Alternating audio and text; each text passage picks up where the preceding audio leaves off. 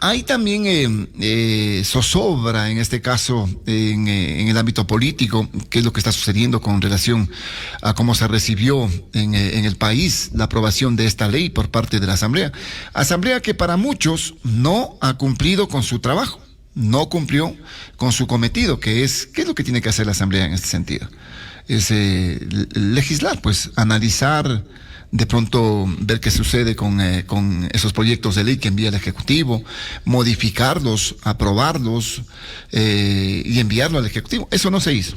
Eso lamentable no se hizo por diferentes circunstancias y en ese sentido le quedan debiendo al país, le quedan debiendo a la población. Mauricio, qué gusto estar en contacto en esta mañana fría, a través pues de Radio Noticias La Poderosa, conocer el punto de vista en el ámbito del análisis, qué es lo que se puede en contexto señalar, cómo recibe el país o cómo se está implementando esta ley que ya fue promulgada, ¿no? Con este decreto ley por parte del presidente el día de ayer, luego de que la Asamblea ya le notificara. Oye, qué vergüenza, ¿no? Que digan, no le aprobamos, no le negamos, ni le archivamos. Así es que promulgue nomás la ley a través de un decreto ley. Qué tristeza. Por eso es que los ciudadanos tienen tanta resistencia con la clase política que se encuentra representada en la Asamblea Nacional. Mauricio, buenos días. El punto de vista que se maneja al respecto. Bienvenido. Buen día, Osvaldo, y un saludo a toda la audiencia de La Poderosa. Pues la pérdida de credibilidad y de confianza en nuestros representantes, particularmente los miembros de la Asamblea Nacional, no es de a gratis, como se dice comúnmente, y para ello simplemente basta ver lo sucedido el día viernes en la Asamblea Nacional, en que, como tú ya lo has anticipado, no fue lo uno, no fue lo otro, sino que fue todo lo contrario. Se hizo, se deshizo y se dejó de hacer a la vez.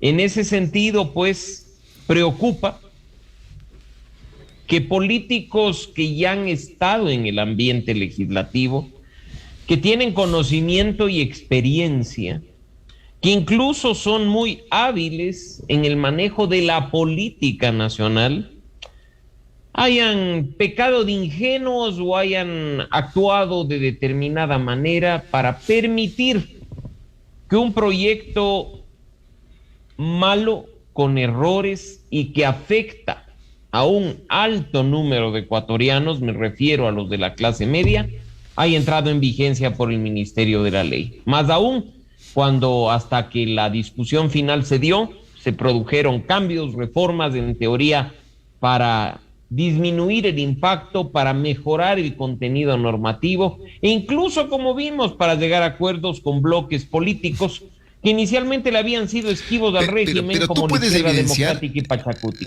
Mauricio, ¿hay algo por debajo? ¿Se negoció algo por debajo de la mesa? No sé. Mira que ni el Ejecutivo ni el bloque de UNES al que se le está indilgando el tema de el no archivo de la ley han dicho que no, pues no. Las situaciones son bien contradictorias entre lo que significa la posición de UNES con el gobierno. Entonces, ¿cómo pueden llegar a algún tipo de acuerdo? O sí, de pronto, porque en el Ecuador, como decía Andrés F. Córdoba, se puede tostar hasta granizo en la política. Y pues esas sabias palabras de un buen político histórico de nuestro país creo que son perfectamente aplicables a este momento. No podemos afirmar, únicamente especular, porque ni uno ni otro grupo han descartado categóricamente un pacto, un acuerdo o algún punto en común para poder hacer lo que se hizo. ¿Qué nos toca? Prestar mucha atención, porque una reforma como la planteada, a la que hasta con videitos explicativos en redes sociales se atacó por parte de asambleístas de UNES, entra en vigencia de su mano. Y en este momento intentan darnos explicaciones, intentan hasta enseñarnos derecho parlamentario. Podría ser incluso que el tema se preste a interpretaciones y errores nuestros, como así lo ha sido los que seguimos del trabajo legislativo, pero no hay claridad, Osvaldo. Y no sabemos si es que el gobierno nacional pactó de última hora algo con este bloque, si este bloque, para actuar como actuó, hizo algún planteamiento en los 5 o 10 minutos que intermediaron entre una acción y otra. Eso solo lo sabremos con el tiempo. Esperemos que todo sea en respeto a la democracia, al debido proceso y a los ecuatorianos que en abril de 2021 elegimos a este gobierno por su propuesta en buena medida. Y esa propuesta era clara en el sentido de aliviar a los ecuatorianos quitándoles impuestos, no poniéndoles como se ha hecho con este proyecto que ayer se ha publicado en el registro oficial y ha entrado en vigencia de cara al 1 de enero de 2022. ¿Tú le ves que hay un incumplimiento en este caso con la oferta de campaña que manejó el gobierno para llegar lógicamente a captar el poder? ¿Hay un incumplimiento en este momento de todo lo que se había señalado en campaña? Por supuesto que sí, por supuesto. El 14 de enero de 2021, fecha exacta, el gobierno de Guillermo Lasso y sus legisladores, aquellos que votaron a favor del proyecto el día viernes, hicieron una campaña brutal a través de redes sociales diciéndonos no más impuestos, alivio al bolsillo de los ecuatorianos, compromiso firmado. Habrá que ver si ese compromiso firmado fue, por ejemplo, notariado, como acostumbraba el señor Lasso, porque podría incluso caer en perjurio. Pero lo cierto es que una propuesta de aquellas que hizo mientras fue candidato, en este caso puntual relacionada con el tema económico, simplemente no se ha cumplido. Por mucho que en este momento nos quieran decir que después vendrán otros proyectos de ley, que ahora ya dependerá solo del presidente bajar el ICE o eliminar el impuesto de salida de divisas, amanecerá y veremos. También utilizando una frase popular, por sus obras los conoceréis, y definitivamente en este caso ya sabemos cuál va a ser la política económica que aplique el gobierno a partir de esta primera, pero bastante clara acción. ¿Es una política realmente neoliberal, Mauricio? En lo absoluto, Osvaldo, y hay que romper mitos. Los liberales estamos en contra de los impuestos, creemos que se tienen que bajar y que se tiene que lograr la eficiencia del gasto público y la eficiencia del Estado. Recordemos además, quienes están en el entorno del presidente, quienes están a su alrededor no son precisamente personas liberales, o si la ciudadanía quiere llamarlos neoliberales, no hay problema que lo haga, pero está la vieja guardia de un partido político extinto, están asesores de la época de Jaime Roldós, de aquella época en la que todo se solucionaba o subiendo el precio del combustible o subiendo los impuestos. Cosa extraña que en campaña nos hayan dicho que se iba a lograr la eficiencia del gasto público, que se iba a reducir el tamaño del Estado, que se iba a quitar impuestos, y pues ahora se esté haciendo todo lo contrario, ¿no? Ahora, pero para conseguir todo esto, de pronto el propio gobierno se ve un tanto maniatado, tomando en cuenta la situación por la que se atraviesa en la Asamblea Nacional. Pues mira que allí no tienen una mayoría el bloque oficialista, entonces sí se complica en ese ámbito el momento de enviar leyes, el momento de legislar, y esto hace que para que el gobierno adopte ese tipo de decisiones, de medidas de pronto. Cuando un político es responsable, Osvaldo, se candidatiza sabiendo el país que quiere liderar y sabiendo el escenario en el que se va a mover. No se candidatiza a ciegas, no se candidatiza desconociendo completamente lo que ocurre en un país como Ecuador. Que no nos vengan a decir que se planteó un escenario mientras era candidato porque no se sabía la realidad. Eso sería demasiado ingenuo por parte de quienes quieren acceder al poder. Lo que definitivamente ha sucedido es que utilizaron una estrategia para ganar las elecciones y una vez en el poder, como todos los políticos lo han sido desde el año 78, nos quieren pintar una realidad, entre comillas, para que nosotros recibamos el garrote que viene por parte de ellos, en este caso por la vía tributaria. No es la primera vez que ocurre, Osvaldo. Recordarás tú que los gobiernos pasados han actuado exactamente igual, y lo que piden siempre, paciencia y resignación, como si la economía pudiera esperar o como si la atención de las clases medias y de las clases populares en temas de alimentación, de educación y de salud pudiera simplemente sentarse a esperar cuando el gobierno le está metiendo la mano en el bolsillo. Ya, pero también ponte del lado del gobierno de pronto, la difícil situación económica por la que se atraviesa. Necesitas financiar un presupuesto, necesitas hacer cobertura, lógicamente, de algunos sectores que son reclamados, sociales, educación, salud, seguridad. Y si no existen en este caso los recursos, ¿cómo financias en este sentido? La reforma, si bien es un golpe directo a la clase media, como se está enfatizando el gobierno, no lo asume así. Será un 4%, dice, de la población la que se va a ver afectada. No, pero reitero, no lo ve así. Pero en ese sentido, ¿cómo generas recursos?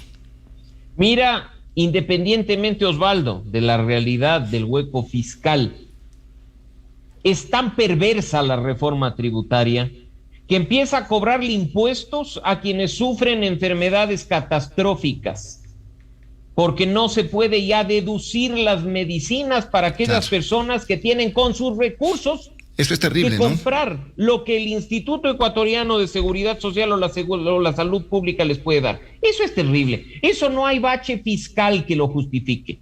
Eso es perversidad desde el poder. Eso es mezquindad por parte de quienes una medida como la que se ha tomado no afecta en lo absoluto. Y un gobierno está para actuar sin egoísmos. Un gobierno está para actuar pensando en todos los ecuatorianos. Así como no piensan al momento de gastar recursos económicos en mantener una estructura burocrática gigante o en mantener servicios ineficientes para los ecuatorianos, debían haber pensado bien a quienes estaban afectando con la decisión que tomaron. Insisto, probablemente el impacto no lo veamos del 1 de enero de 2022, porque no ha subido el IVA, que es algo que se palpa día a día. Pero será cuestión de tiempo, será cuestión de apenas unas semanas para empezar a sentir este impacto. Para que el Estado recaude, por supuesto que sí, pero para que nosotros tengamos restricciones económicas y lamentablemente veamos cómo la economía familiar y las finanzas familiares se ven afectadas casi que de manera inmediata. Doctor Alarcón, buenos días. Este escenario que plantea la Asamblea, desde luego con sus propias actitudes y decisiones, están en deuda. Todavía nadie ha planteado esta derogatoria de la ley humanitaria que perjudicó a tantos trabajadores. Ahora, este escenario que hablan del planteamiento de la inconstitucionalidad, ¿es fácil? ¿Por dónde tiene que pasar este proceso? Partamos, Gustavo, del hecho de que nuestra Constitución dedica un artículo específico a los denominados proyectos de ley de urgencia en materia económica. En este caso, en el artículo 140 de la Constitución, se da la posibilidad de que si una norma económica urgente entra en vigencia por el Ministerio de la Ley, la Asamblea Nacional pueda en cualquier momento modificarla o derogarla de acuerdo con el trámite ordinario previsto en la misma Constitución. Sin embargo, esta norma, no sé de qué manera, porque en redes sociales se ha visto un debate permanente al respecto, incluso juristas que pontifican como si fueran los poseedores de la verdad absoluta, por supuesto que sí. Y lo que te dicen es que no nos olvidemos que la iniciativa tributaria le corresponde al presidente de la República, porque es el artículo 135, apenas unos más arriba del 140, que nos dice que solo el presidente de la República puede presentar proyectos de ley que creen, modifiquen o supriman impuestos. Así es que en materia tributaria, la iniciativa es del Ejecutivo, del presidente, ¿no? Eso dice el 135, no obstante el 140 dice una suerte de excepción que creo que es aquella que está siendo considerada, por ejemplo, por los asambleístas de la izquierda democrática, que dice que excepcionalmente si una norma de estas características entra en vigencia por el Ministerio de la Ley, la Asamblea puede modificarla o derogarla de acuerdo al trámite ordinario. Esperemos que pues en alguna medida, a pesar de que no corresponde la iniciativa a quienes sí actuaron de manera responsable el viernes pasado, Gustavo, puedan llevar a cabo algo que ponga en orden este proyecto que ha entrado en vigencia la tarde de ayer. Ahora, en esta tratativa de esta propuesta de reforma tributaria, tuvo 90 votos con una propuesta del asambleísta Esteban Torres del Partido Social Cristiano. Al obtener 90 votos, ¿esta ley fue negada tácitamente, como están hablando, doctor? Lamentablemente no tenemos una suerte de negativa tácita o aprobación tácita en nuestro ordenamiento jurídico vigente, porque incluso el Ministerio de la Ley no es una aprobación tácita, es una sanción a la inacción de los legisladores. ¿Se siguió un proceso el día viernes en el Pleno de la Asamblea Nacional? Por supuesto que sí. Mociones mal planteadas, incluso por el asambleísta ponente de gobierno, no sé si con buena o mala intención, pero hasta tienen falencias en la redacción de las mociones. Lo cierto es que esos 90 votos que obtuvo la moción de Esteban Torres para negar el proyecto de ley del Ejecutivo debían plasmarse cuando la asambleísta Pazmiño de Pachacutic realizó la moción del archivo del proyecto de ley. Era así de simple. Que en este momento UNES encuentre pretextos o quiera justificar una acción sorprendente, manejemos esos términos que creo que son los adecuados, pues no tiene pies ni cabeza, porque como lo dije en un inicio, Osvaldo, Gustavo, tenemos legisladores con mucha experiencia en ese bloque. Tenemos personas que ya están curtidas en el trabajo legislativo de esta Asamblea Nacional y que han sido hasta operadores políticos en su momento. Que ahora nos quieran hablar de un error o de algo malintencionado o querer mostrarse como ignorantes del procedimiento legislativo, es por decir algo estúpido, por supuesto, pero dejemos que el tiempo diga qué no hay error, digamos, en este caso, en la concepción o cómo se debería haber actuado en este caso. Porque mira que aquí se le está el mayor peso de este error que comete la Asamblea Nacional, se lo está atribuyendo al bloque de UNES. Pero me parece que el resto de bloques tenían también igual esa responsabilidad, o aprobar o el de mayoría o aprobar el de minoría, pero allí ya priman los intereses. O rechazar el proyecto de ley y archivarlo, que es una práctica legislativa que se ha presentado durante mucho tiempo, Osvaldo. Y ese archivo obtuvo el apoyo de aquellos bloques que actuaron en consecuencia con desechar el proyecto de ley, exceptuando UNES, que a última hora, como se vio incluso en el video, se levantaron de sus curules, empezaron a moverse y a revolotear y terminaron votando por la abstención. Esos votos son los que hicieron falta para el archivo definitivo del proyecto de ley. ¿Qué ocasionó esa acción? No lo sabemos, como digo, solo el tiempo tiene la palabra y nos dejará ver si es que efectivamente hubo acuerdo o si a pesar de nuestros malos pensamientos actuaron con total ingenuidad y con absoluta ignorancia. Ahora, ¿qué es lo que se puede avisorar a futuro, Mauricio, en el país fundamental? Mira que la CONAIE, parte de la CONAIE, porque ayer conversábamos con el subsecretario de Gobernabilidad, el doctor Juan Manuel Fuertes, decía, no, si estamos dialogando con otros sectores del sector indígena, la PENOCIN, la PEINE, se sigue dialogando, no así con la CONAIE, que ya definitivamente rompió este diálogo. ¿Qué es lo que se puede avisorar? Hace un momento hablábamos con el vicepresidente del PUD y decía, el 11 tomamos decisiones. Se avisora un país convulsionado, tomando en cuenta que esta es una de las primeras leyes, pues lo que tiene que venirse a continuación es una reforma a la ley laboral. No sé si es que continúen con la idea de que convivan dos leyes, el del código y esta nueva ley laboral. ¿Cuál va a ser la situación? ¿Cómo le miras tú? ¿Qué es lo que puede suceder en el país de a futuro?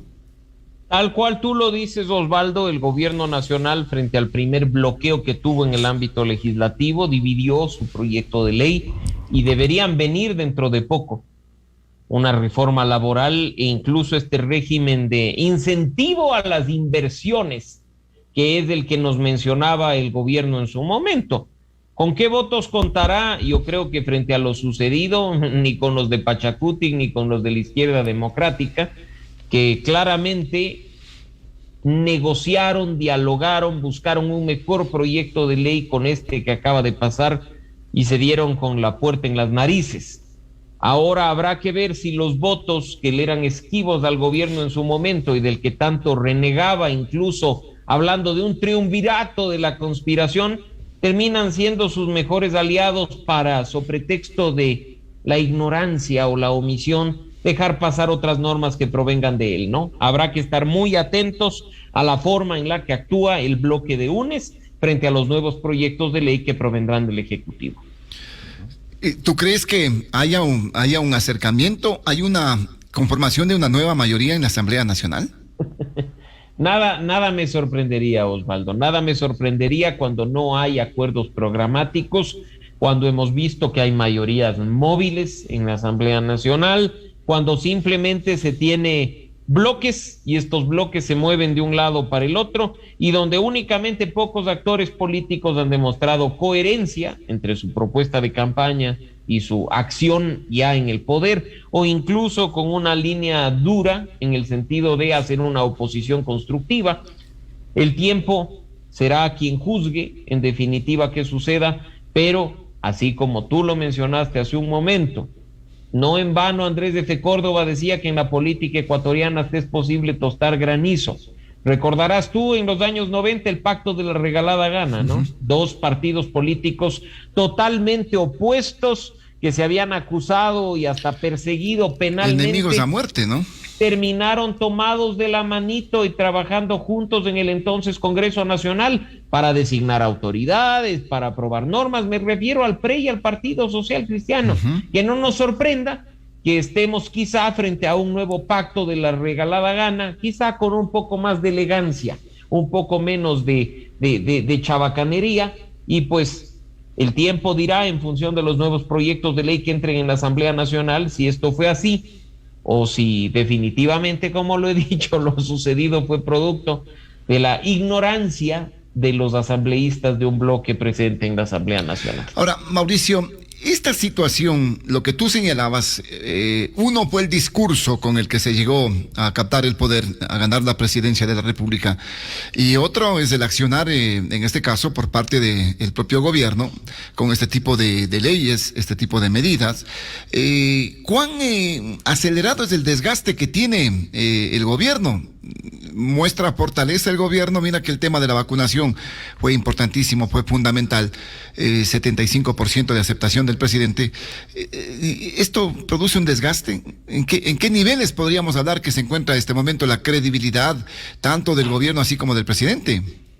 Hemos visto datos que ha presentado al menos una de las encuestadoras, que incluso hay gente que dice que no hay que creerle mucho porque fue la encuestadora que trabajó para los gobiernos anteriores, pero ya hay un resultado de hace muy pocos días de Perfiles de Opinión que nos dice que la mitad de los ecuatorianos califica como mala la gestión del presidente Lasso y apenas el 28% califica como buena o muy buena.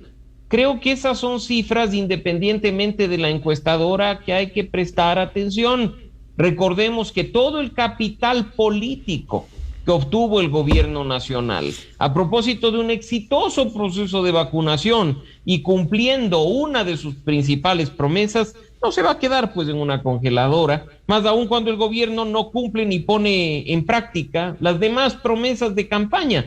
Ya desde el cierre del proceso exitoso de vacunación en su primera fase hasta el día de hoy, incluso la encuestadora más cercana al régimen, Cedatos, había mostrado una debacle de entre 10 y 12 puntos mensuales en la credibilidad y la confianza del presidente de la República. Habrá que ver con qué números llega después de esta reforma tributaria a Navidad. Puede ser que el regalito que les llegue al primer mandatario no le sea muy agradable después de una encuesta que se deba realizar entre Navidad y Año Nuevo.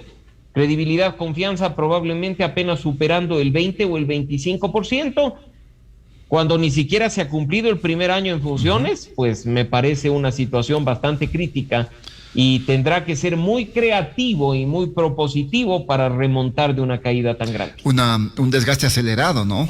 Muy acelerado en este caso. Con esa perspectiva, ¿qué poder de maniobra puede tener el gobierno? Creo que poder de maniobra el que vimos el día viernes, o encomendarse a los ángeles y a los santos para que se le olvide a un bloque legislativo votar por el archivo de la norma, o sentarse a negociar con ellos, que definitivamente es la primera minoría en la Asamblea Nacional y podría darle la llave para aprobar todo lo que está pendiente, ¿no? Sabemos que además esa negociación y ese diálogo tiene un costo político alto, porque lo que está sobre la mesa por parte de esa organización política tiene mucha relación con procesos judiciales y vinculaciones a casos de corrupción. Ojalá el gobierno no opte por esa salida fácil, so pretexto de saber qué es lo mejor y lo que más nos va a ayudar a los ecuatorianos. Doctor Alarcón, bueno, reforma tributaria que ya está en el registro oficial, ¿es un triunfo del gobierno? ¿Se salió con la suya? ¿Cómo mirarlo en el escenario? Una ley que desde luego no tiene respaldo prácticamente de la mayoría de la ciudadanía. Esa es la clave, Gustavo, el respaldo popular a la decisión. Te aseguro que si la norma fuera buena o plantearía un escenario positivo al mediano y largo plazo, la ciudadanía no hubiera estado y se hubiera manifestado en contra de ella. Lo que se celebra como un triunfo por parte del gobierno puede serlo en el cortísimo plazo, pero con el impacto a mediano y largo plazo puede terminar pasándole una factura muy alta a Guillermo Lasso y a su gobierno nacional. Creo que ahí hay que estar sumamente atentos a lo que viene después en el sentido de la implementación de esta norma. Recordemos que hay un año fiscal por delante y, por ejemplo, las reformas al impuesto a la renta no las vamos a ver sino hasta el año 2023, porque corresponden a todo el ejercicio fiscal del próximo año. Veamos qué ocurre, pero creo que lo que hoy se celebra puede terminar pasando una factura muy alta al gobierno dentro de muy poco. Bajar el ambiente que al momento se tiene, cumplir la oferta de campaña para los trabajadores en $25. Eso también está por verse y dentro de pocos días, ¿no? El hecho de haber anunciado te veo incrédulo, Mauricio. Técnica. Te veo incrédulo en ese aspecto de los $25. Empiezo a ser incrédulo, Osvaldo, porque ya hay quienes desde el gobierno nacional dicen que el incremento salarial tendrá que hacerse en función de la inflación. $5, pasar de 400 a 405, y recordarles que eso se aplicaría entonces, esa subida, hasta diciembre de 2023. Y el gobierno dijo, como lo mencionaba hace un momento, sin ninguna base técnica cuando estaban de candidatos, $500 de salario básico para los 4 años. Ahí estaban de en gobierno. ofertas, ¿no? ¿Quién da más? ¿Quién da más en este caso? ¿Quién da más? Y están poniendo en apuros a un sector privado que en este caso va incluso a recibir el impacto de la reforma tributaria. Veamos qué ocurre con esa subida. Yo creo que el gobierno no la tiene fácil. No veo tampoco que haya un sustento técnico para subir el salario básico a los $425, que sería proporcionalmente lo que el señor Lasso nos planteó como candidato. Así es que de mi parte, al menos, Osvaldo, y tú sabes, procuro analizar las cosas con objetividad y sin pasiones. Creo que así deberíamos hacerlo la gran mayoría de ecuatorianos, en particular cuando ya tenemos claras muestras de por dónde va el camino del gobierno. No va efectivamente en el tema de cumplir promesas, al menos en materia económica o en materia laboral, y pues en ese sentido es cuestión de días saber el futuro del incremento de la remuneración básica unificada. Bueno, es un camino empedrado, digamos, un camino lleno de obstáculos, digamos, el que le corresponde. Viene esta ley laboral, mira que se pone en antecedente también el tema de la monetización de algunos activos. Y allí no creo que algunos sectores estén dispuestos a que la cosa pase así tan fácil que digamos. Y tú has visto también, Osvaldo, que sectores de nuestros pueblos y nacionalidades indígenas, más allá de que se diga que hay división y que se está conversando con unos y con otros, están descontentos e incluso han dicho que no retomarán el diálogo después de lo que ha sucedido en estos días, y al no tener una respuesta frente a su posición inamovible del un lado y del otro, por supuesto, en cuanto al precio de los combustibles. ¿El próximo año podría haber este tema de la ingobernabilidad de pronto? Yo creo que ya lo estamos viviendo, no va a ser necesario esperar al próximo año, ¿no? Sabía el señor Lasso perfectamente bien que al tener apenas 12 legisladores de su organización política, la gobernabilidad con la Asamblea Nacional iba a ser, por decirlo menos, imposible, pero algunas cosas se le están dando Veamos si es que así continúa el tema. No hemos visto una sola mayoría consolidada para los temas que ya se han discutido en la Asamblea Nacional. Todo ha sido con unos y otros votos y ya se le pone cuesta arriba pensando en lo que se viene para 2022. Por los temas de muerte cruzada, de consulta popular, creo que no va a tener el sustento. Si la credibilidad y la confianza del presidente de la República termina en cifras como las que mencionábamos hace un momento, el año 2021, olvídate de muerte cruzada, de consulta popular. No nos olvidemos que en nuestro país las consultas populares terminan siendo no una decisión respecto de las preguntas, sino una decisión respecto al apoyo o rechazo del mandatario de turno. Ese termómetro que constituye generalmente una consulta popular en Ecuador, creo que no va a correr riesgo por parte de este gobierno, porque sería definitivamente un suicidio político. Muy bien, Mauricio, importante tu apreciación, tu análisis, como lo has dicho tú, ¿no? Un análisis muy certero, sin apasionamientos, sino que viendo la realidad, lo que está pasando en este momento en el país. Golpe directo, aunque lo digan que no. Golpe directo a la clase media. Y esto va a conllevar de pronto consecuencias para el futuro. Mauricio, muchísimas gracias por tu participación, muy amable. Buenos días.